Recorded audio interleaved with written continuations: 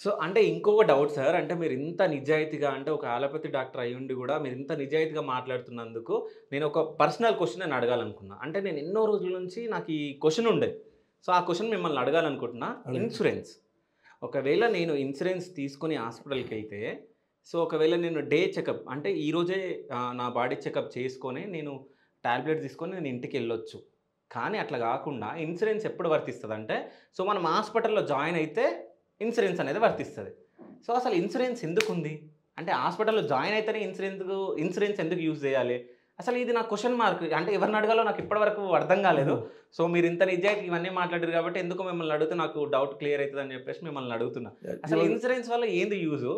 So, hospital వాళ్ళు ఎందుకు join కమ్మంటారు? అసలు హుహు. ఎందుకు జాయిన్ అవ్వాలి ఇన్సూరెన్స్ యూజ్ చేసుకోవాలంటే? ఇది నా క్వెషన్. బ్రదర్, నాకు తెలిసిన 4 మాటలు సత్యంగా చెప్తాను. ఓకే.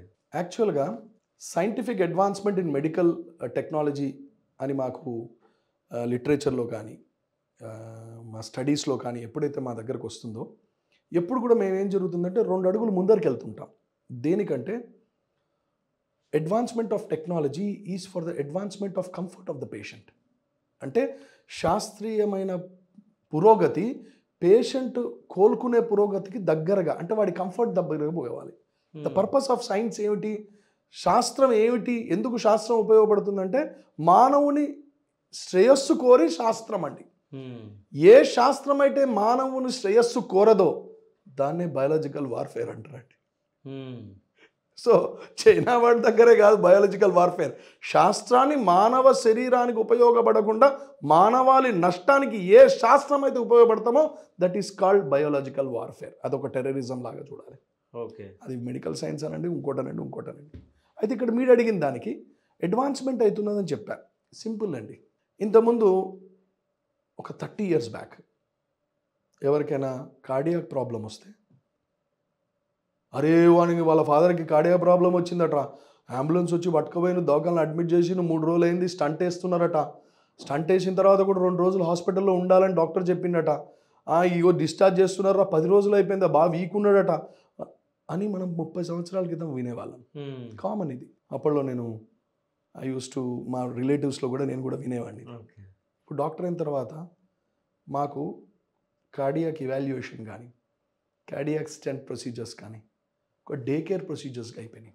అంటే అడ్వాన్స్మెంట్ ఎంత పెరిగిపోయిందంటే, మీరు ఎట్లాగైతే ఒక హెయిర్ కట్కి, క్షౌరశాలకి, సలూన్కి ఎట్లాగైతే క్యాజువల్గా పేపర్ పట్టుకొని వెళ్ళి బ్రదర్ ఇట్లా చేయి బ్రదర్ అని కూర్చుంటారో, అరగంట గంటలో తను చేసి పంపుతాడో, అట్లా కార్డియాక్ ప్రొసీజర్స్ అయిపోయినాయి. ఓకే. ఇది thanks to the allopathic scientific advancement. ఒక అలోపతిక్ ప్రాక్టీషనర్గా గర్వంగా, గౌరవంగా నేను చెప్తున్నాను, ప్రజలకి దగ్గర అవుతున్నాం మేమని. ఎందుకనంటే ఆ 10 రోజులు హాస్పిటల్లో ఉన్నంత వరకు బిల్లు గురించి కంటే కూడా ఇంట్లో రోదన కదండి, ఇంట్లో బాధ కదా. అవును. తండ్రి 10 రోజులు హాస్పిటల్లో ఉన్నాడంటే కుటుంబం ఏంటో హ్యాపీగా ఉంటారా అండి? ఏ కుటుంబం అయినా, మన బిలోవ్డ్ పర్సన్ ఎవడైనా సరే, మన ఇంట్లో ఉన్న వైఫ్ కానీ, చిల్డ్రన్ కానీ, తల్లిదండ్రులు కానీ, మనం కంటి ముందర సంతోషంగా ఉండాలని కోరుకుంటాం. వాళ్ళు హాస్పిటల్లో 10 రోజులు ఉన్నారంటే బాధ మనకే, ఎప్పుడు వస్తారా అని. అట్లాంటిది 10 days అడ్మిషన్ని 1 day డే కేర్ ప్రొసీజర్గా ఎలా అయింది? ప్రపంచం మొత్తంలో కూడా ఈరోజు కూడా doctor I have a cardiac problem, నాకు డౌట్ వస్తున్నది, నేను మార్నింగ్ 9:30 మీ దగ్గరకు వస్తాను, నన్ను ఇవాల్యుయేట్ చేసి సాయంత్రం కల్లా పంపిస్తారంటే ఎస్ అని అంటాడు. తీసుకుపోతారు, ఈసీజీ తీస్తారు, ఈకో తీస్తారు, బీపీ పల్స్ చూస్తారు, హాఫ్ అన్ అవర్లో మీ ప్రొఫైల్ రెడీ అవుతుంది, గంటలో డిసైడ్ చేస్తాడు whether you can go head or not అని. 2 గంటలలో మిమ్మల్ని కెథలాబ్కి తీసుకెళ్తాడు, 3.5 గంటల్లో కెథలాబ్లో స్టంట్ వేయాలా వద్దా అని డిసైడ్ చేసేస్తాడు. 5 గంటలకి బయటికి వస్తారు, ఇంకో 5 గంటలు మిమ్మల్ని అక్కడ పడుకోబెడతారు, 11-12 గంటలు కాగానే మిమ్మల్ని ఇంటికి పోవచ్చు సార్, మీరు పర్ఫెక్ట్ ఉన్నారు సార్ అంట. మ్యాక్సిమం అంటే ఒక నైట్ అక్కడ ఓవర్ అబ్జర్వేషన్, మీరు కొద్దిగా భయపడతా ఉంటే సార్ నైట్ ఉండి పొద్దున పోండి సార్ అంట. ఇన్సూరెన్స్ వచ్చిన తర్వాత ఇన్సూరెన్స్ వాళ్ళ లిస్ట్లో ఉంటుంది, ఇది చాలామంది గమనించాల్సిన విషయం. ఏదేది డే కేర్ ప్రొసీజర్ అని 100ల లిస్ట్ ఉంటుందండి వాళ్ళకి. ప్రతి ఇన్సూరెన్స్ కంపెనీకి డే కేర్ ప్రొసీజర్ లిస్ట్ అని ఉంటుందండి వాళ్ళకి. మరి డే కేర్ ప్రొసీజర్ లిస్ట్ అని మీరు లిస్టు పెంచుకుంటూ పోతా ఉంటే, సైంటిఫిక్ అడ్వాన్స్మెంట్ ఒక పక్కనేమో అంత దగ్గరకి మనుషులకి దగ్గర కంఫర్ట్లో వస్తూ ఉంటే, ఎందుకు 3 రోజులు అడ్మిట్ అవ్వాలి, ఎందుకు లక్షలు కట్టాలి అనే ఆలోచన సగటు మానవుడికి వస్తున్నది. ఇక్కడ కార్పొరేట్ హాస్పిటల్ వాళ్ళు తప్పు, కార్పొరేట్ హాస్పిటల్ దోపిడీ అని నేను అంత అమాయక మాటల్ని ఎందుకు అన్నానంటే, అవసరం ఉంటే కానీ హాస్పిటల్లో అడ్మిట్ చేయరని ఒక నమ్మకం నాలాగా ఉంటారని నేను నమ్ముతున్నా. ఒక డాక్టర్గా నేను ఎట్లున్నా, నేను ఒక్కడనే మబ్బులలో నడుచుకుంటూ పోతున్నా సార్, సడన్గా పడ్డా మీ శివ స్టూడియోస్లో వచ్చినా నాన్న, నాలాగనే మంచోళ్ళు చాలామంది ఉన్నారనే విశ్వాసంతో ఉంటున్నా. ఒకవేళ లేకపోతే ఆలోచించాల్సిన అవసరం ఉంది. ఎందుకు మనం 3 రోజులు పెట్టుకుంటున్నాం? కాంప్లికేషన్ లేదు కదా, పంపించచ్చు కదా. ఒక పక్కన ఈ వ్యవస్థ నడుస్తుంటే కేంద్ర ప్రభుత్వం వాళ్ళు NABH అక్రెడిటేషన్ అని పెట్టింది. ఇది ఒక ఫార్స్. ఏంటనంటే national accreditation for hospitals, national board accreditation. అంటే ఉదాహరణకు మీరు హాస్పిటల్ కడదాం అనుకున్నారు, మీరు ఒక కార్డియాలజిస్ట్, మీరు సొసైటీలా కమ్యూనిటీలా గచ్చిబౌలిలా ఒక కార్డియాక్ సెంటర్ పెడదాం అనుకున్నారు. నార్మల్గా ఏం కావాలి సార్ మీకు? ఒక చక్కటి కన్సల్టేషన్ రూమ్, ఒక ECG రూమ్, ఒక ఇకో రూమ్, ఒక ట్రెడ్మిల్. వీటన్నిటికి ఎంత అవుతుంది సార్? 20 లక్షలు అవుతుంది. లేదు సార్ నేను హైటెక్గా చేద్దాం అనుకుంటే జపాన్ సెంటర్ లాగా 35 లక్షలు అవుతుంది. సో 30-40 lakhsలో మీ సెంటర్ రెడీ అయిపోతుంది. గవర్నమెంట్ దగ్గర నుంచి పర్మిషన్ తీసుకుంటారు, మీరు కూర్చుంటారు. కానీ నాకు తెలిసి పర్మిషన్ కావాలంటే 30 లక్షలు కావాలేమో కదా ఇప్పుడు, కరెక్టేనా? అంటే అవి కార్పొరేట్ వాళ్ళకు వడ్డిచ్చే లెక్కలు. ఓకే, సింపుల్గా మీరు వెళ్ళి అడిగితే పాపం వాళ్ళు అంత అడగపోవచ్చు. ఓకే, గవర్నమెంట్ వ్యవస్థలో ఒక సింగిల్ కార్డియాలజిస్ట్గా పెట్టుకుంటా అంటే పర్మిషన్ ఇస్తారు. ఇప్పుడు నేను కంపేర్ చేస్తున్నాను. ఒక చెస్ట్ పెయిన్ వచ్చింది. చెస్ట్ పెయిన్ వచ్చిన వాళ్ళకి ఫస్ట్ చేయవలసింది ఏమిటి? మీ దగ్గరకు వస్తాడు చెస్ట్ పెయిన్ వచ్చిన వాడు, మీరేం చేస్తారు? ఇమ్మీడియట్గా ECG తీస్తారు, అవసరమైతే ఒక ఎక్స్రే తీస్తారు, ఇమ్మీడియట్గా ఈకో తీస్తారు, అవసరమైతే ట్రెడ్మిల్ చేస్తారు. అంటే గంటన్నరలో మీరు వాళ్ళ జాతకం చెప్పేస్తారా? అవును. ఎంత ఖర్చు అవుతుంది మీ దగ్గర? 10,000 అవుతుంది. అంతేనా? 10-20 వేలు వేసుకోండి అంతే. 100 మందికి ఛాతీ నొప్పి అని వెళ్తే 50-60% మందికి ఒక సింగిల్ ఓపీ, అంటే ఒక 4 షట్టర్లు 5 షట్టర్లు ఉన్న ఓపీలో ఒక చిన్నపాటి కార్డియాక్ సెంటర్లో న్యాయం జరుగుతున్నది. 10-20 వేల రూపాయల ఖర్చులతో వాడు బయటపడుతున్నాడు. ఈ 30% ఏదైతే ఉన్నదో వాళ్ళకి అబ్జర్వేషన్లో పెట్టాలి, కాంప్లికేషన్ రావచ్చు అని 30-40% పేషెంట్స్ని మీరు షిఫ్ట్ చేసుకోవచ్చు హాస్పిటల్కి. ఇది జరుగుతున్న ట్రెండ్. రేపు ఒకళ్ళు వచ్చి, నాలాంటి ఒక అధికారి వచ్చి, బాబు నువ్వు 30-40 లక్షలు పెట్టినావు కానీ ఇక కాదు, కానీ నువ్వు పని చేయి, బ్యాంకులో 3 కోట్లు లోన్ది, మీ 4 ఫ్రెండ్స్ వేసుకొని ఇంకో 3 కోట్లు పెట్టండి, మొత్తం కలిపో 10 కోట్లు అవుతుంది దవాఖానా, దానికి NABHకి అప్లై చేయి. అప్లై చేస్తే మేము ఏం చేస్తామంటే ఇన్స్పెక్షన్కి వస్తాం, దానికి ఇంకొక ఖర్చులు ఉంటాయి, అవి అప్పుడు వచ్చినప్పుడు చెప్తా. మొత్తం కలిపో 10-12 లక్షలు 12 కోట్లు బడ్జెట్ వేసుకో, NABH అక్రెడిటేషన్తో సహా మీకు మంచిగా హాస్పిటల్ కార్డియాక్ సెంటర్ వస్తుంది, అట్లా చెయ్యి అని అన్నాడు అనుకోండి. మీరు నన్ను నమ్మి మీరు మీ ఫ్రెండ్స్ని పోగేసి బ్యాంకులకు వెళ్ళిపోయి తాకట్టు పెట్టి ఉన్న ల్యాండ్లు 200 గజాలు 300 గజాలు కూడా అమ్ముకొని మొత్తానికి చేస్తారు. అప్పుడు సోమయ్య అనే పేషెంట్ మీ దగ్గరికి 10 సంవత్సరాల క్రితం వస్తే 20,000లో మీకు అయిపోయింది. అదే సోమయ్య వాళ్ళ కొడుకుని పట్టుకొని వచ్చాడు. అయ్యా డాక్టర్ గారు మంచిగా ఉన్నారు, ఇప్పుడు మా కొడుకు 30 సంవత్సరాలు 30-40కే ఈ రోగాలు అట్లా అర్థమవుతలేదు, మీ దవాఖాన అడ్మిట్ చేస్తా అంటారు. ఇతనికి మీరు ఓపీ బేసిస్లో చేసిండ్రు. అవును, వాళ్ళ డాడీకి సోమయ్య కొడుకులు తీసుకొచ్చిండ్రు. మీరు ఏం చేయాలి? అడ్మిట్ చేసుకోవాలి ఫస్ట్. చూడండి ఎంత విచిత్రమో. అట్లనా అండి?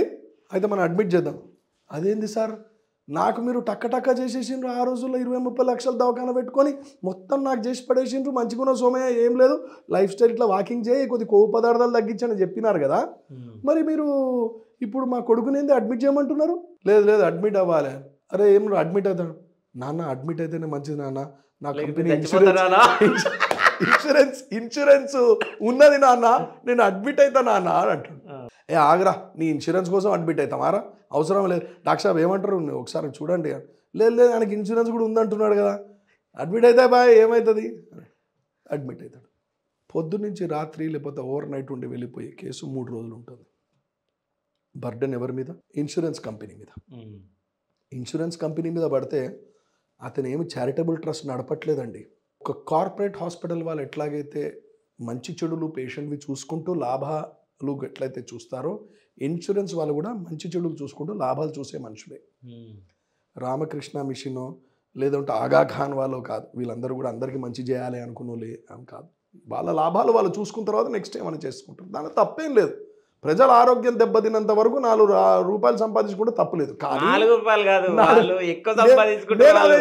4 రూపాయల వరకు ఆగిపోతే బాగా ఉంటుంది, కానీ అది ఇంకా ఎక్కువ కాకుండా చూసుకోవాలి. ఇక్కడ మనకు వచ్చిన ప్రాబ్లం ఏంటంటే, సూటి సవాల్ కేంద్ర ప్రభుత్వాన్ని, ఆరోగ్య శాఖని, అయ్యా ఈ సుబ్బయ్య అనే ఆయన ఇంతకుముందు పోయినప్పుడేమో ఆయనకి 20,000 అయిపోయింది. నువ్వు కొత్తగా రూల్స్ తీసుకొచ్చి అడ్వాన్స్మెంట్ ఆఫ్ టెక్నాలజీ అని చెప్పి ఎన్ఏబిహెచ్ అని చెప్పి నువ్వు దవాఖాన పెట్టమని చెప్పి నువ్వు కార్డియాక్ సెంటర్ పెట్టించినావు మా డాక్టర్తోని. ఆ బిల్లు కాస్త 1,50,000 అయింది. ఇన్సూరెన్స్ వాడు నేను అడ్మిట్ అయితే కానీ కాదు అని ఆయన మేకే కూర్చున్నాడు. మొత్తం అడ్మిట్ అయిన తర్వాత 2 లక్షల బిల్ అయితే ఇన్సూరెన్స్ వాడు 1,50,000 కడతా అన్నాడు. నా కొడుకు జేబులోకి వెళ్ళి 50,000 ఎక్స్ట్రా కట్టిండు. ఏంది ఇదంతా? అసలు ఓపీ బేసిస్లో అయ్యే ప్రొసీజర్కి ఎందుకు అడ్మిట్ చేస్తుంది? క్రిటికల్ కేసెస్ని మనం పట్టుకోకూడదు, కామెంట్ చేయకూడదు. ఉండవచ్చు 30-40% క్రిటికల్ కేసెస్ ఉంటాయి. I accept. వాళ్ళకి అడ్మిషన్ ఖచ్చితంగా అవసరం. వాళ్ళకి ఒక రోజు కాదు, 4 రోజులు 10 రోజులు అవసరం. ఒక్కొక్కసారి నెలలు పడుతుంది అడ్మిషన్కి. కానీ 30% జనాభాను చూసుకొని మనం 100% అందరినీ అలా చేయడం అంటే ఇది పాలసీ డొల్లతనము. చాలా క్లియర్గా చెప్తున్నాను. గవర్నమెంట్ ఏం చేయాలి? నేనే గనక కేంద్ర మంత్రి అయితే, నేనే గనక ప్రధానమంత్రి అయితే, నెంబర్ 1 నా దేశానికి హాస్పిటల్స్ ఎక్కువ అవసరం లేదు. నా దేశానికి కావాల్సింది wellness centres. Kukatpally wellness centre, Gachibowli health centre, ప్రతి కమ్యూనిటీకి కమ్యూనిటీ హాల్ ఎట్లున్నదో అక్కడ వెల్నెస్ సెంటర్స్ ఉండవలసిందే. ఎందుకు సార్? కమ్యూనిటీ హాల్లో ఆ కాలనీ వాళ్ళు బిడ్డ పెళ్ళైనా బిడ్డ బర్త్డే అయినా అందరూ వచ్చి చూసుకుంటారు కదా.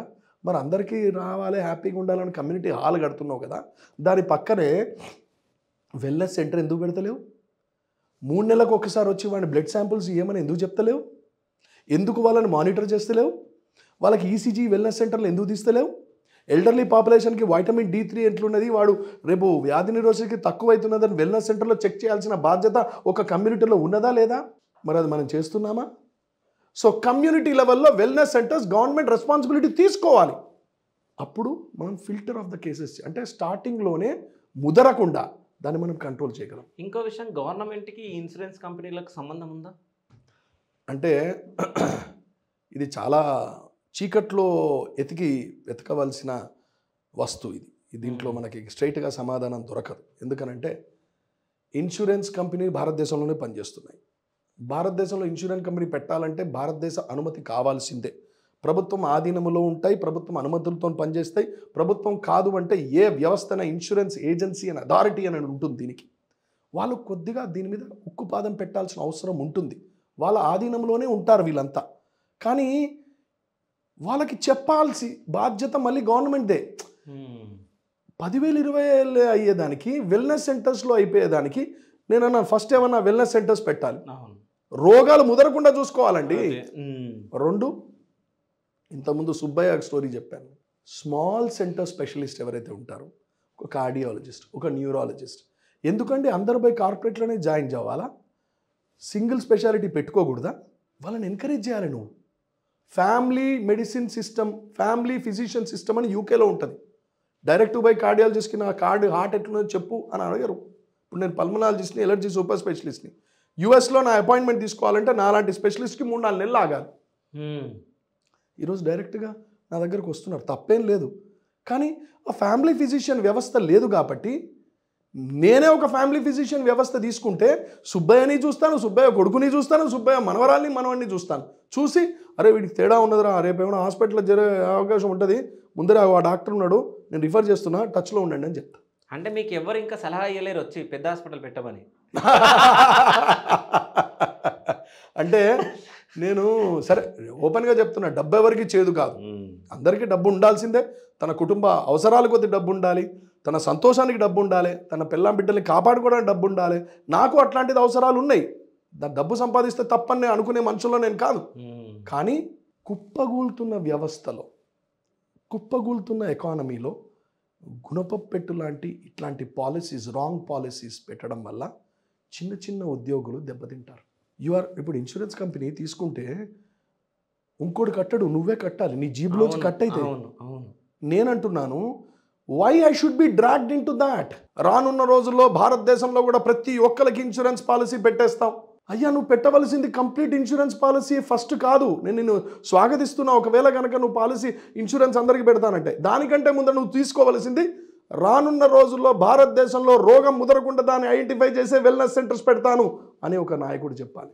ఎందుకంటే ఒక డేటా ఉందండి, మా భారతదేశంలో ఒక డేటా ఉంది. ఏంటి? సెకండ్ అడ్మిషన్ కల్లా మిడిల్ క్లాస్ ఫ్యామిలీ రోడ్డు ఎక్కుతున్నది. అంటే ఒకసారి అడ్మిట్ అయ్యండి, కొన్ని నెలల తర్వాత మళ్ళీ ఇంకో కారణంగా ఇంకోసారి అడ్మిట్ అయ్యండంటే ఇక ఈ బిల్లు కడతాడా కడితే ఇల్లు అమ్ముకోవాలా, పుస్తకాలు అమ్ముకోవాలా, ఆ లెవెల్లో అయిపోతున్నదట. ఇది స్టడీ అండి, నేనేదో గెస్ట్ చేసి చెప్తున్నది కాదు.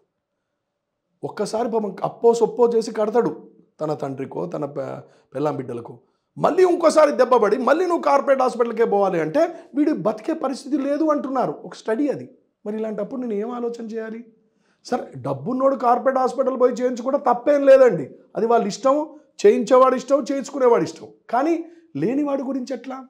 145-150 కోట్ల జనాభాలో 145-150 కోట్ల జనాభాలో 150 కోట్ల మంది చాలా సంతోషంగా చాలా డబ్బు ఉండి హాలిడేస్కి అందరూ Malaysia వెళ్ళగలుగుతున్నారా?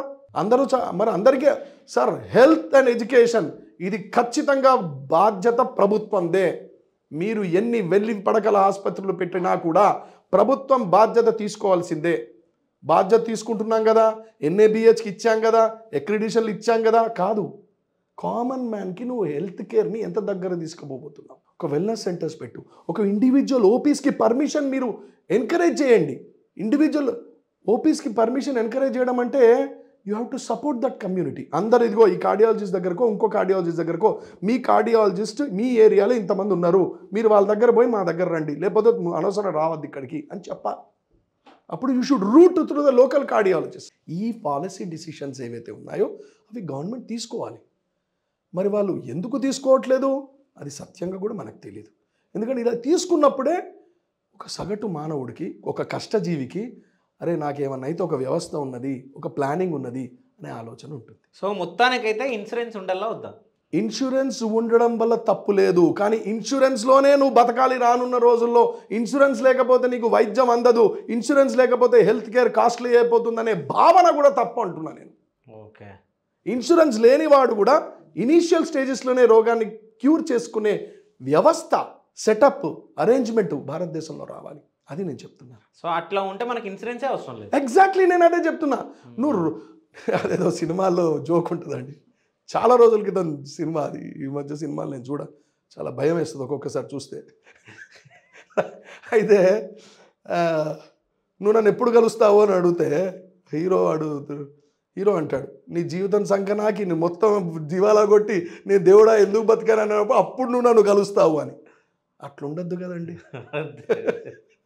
So you should be happy, you should be healthy, health should be maintain. పాలకులకి ఆలోచన రావాలి. పాలకులకి ఆలోచన లేకపోతే పక్కనున్న ఆఫీసర్ అని చెప్పాలి. ఇది చెప్పకపోతే సగటు మానవుడికి ఎట్లా ఉపయోగపడుతుంది?